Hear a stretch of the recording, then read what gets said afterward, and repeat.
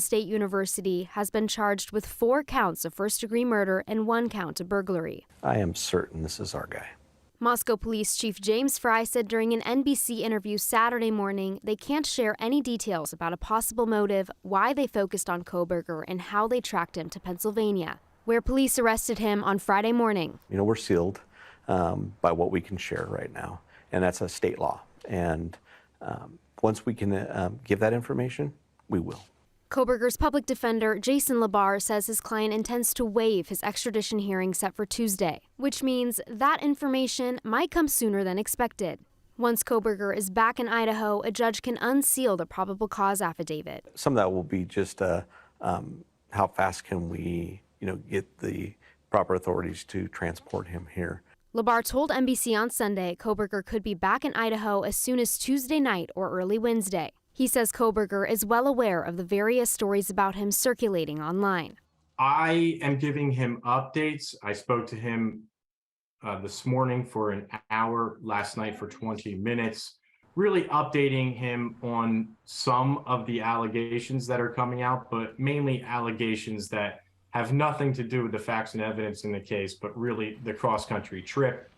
Just to clarify those type of facts as to why he ended up in Pennsylvania and whether or not he was in Pullman at the time of the homicides. Moscow Police Captain Anthony Dollinger told KTVB on Saturday it has been a taxing month and a half.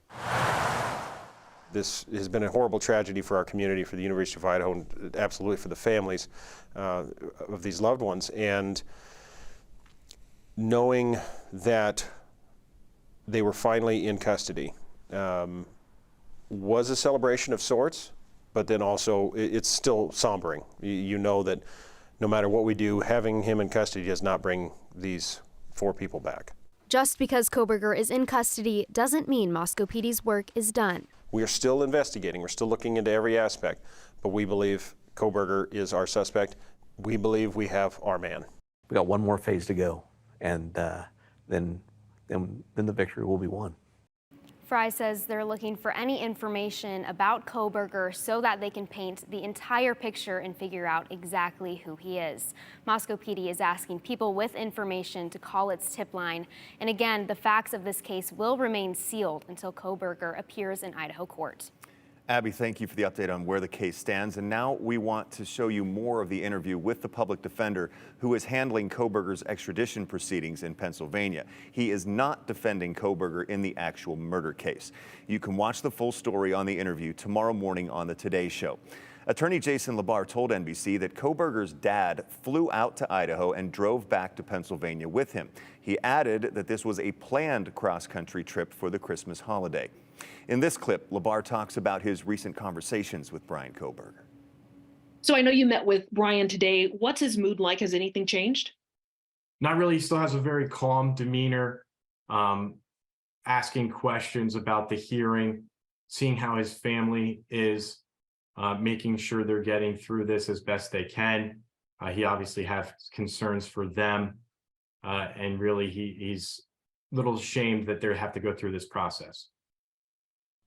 What's he ashamed of? I think just putting his family through this, whether it's right or wrong or how it plays out. Is he revealing anything about a connection to any of the victims? No, again, I have not questioned him about the facts and evidence. Not being privy to any of that information, I don't really want to elicit any of that information. So he's not offering it because I'm not asking it. Okay, I see. Well, I'm kind of curious, and I know you may not, I don't know if you can answer this, but there have been reports or questions about whether or not he was following at least one of those victims. Have you seen that, or what do you think about that? Again, I take it with a grain of salt reading what I do online, and I'd really wait until the affidavit of probable cause is released to mention anything. I don't want to make any type of assumptions. I don't want to guess. I wouldn't comment on it until I've had the opportunity to read the affidavit of probable cause and look at the evidence. Okay. Do you have a gut feeling about whether or not he did this? I do not. Really, my interactions with him are solely based on the extradition proceedings. and I wouldn't want to judge someone's character based solely on that. Again, the Today Show will have more of this interview and story tomorrow morning starting at 7 o'clock right here on KTVB. The University of Idaho says it is keeping extra support and security in place for the remainder of the semester.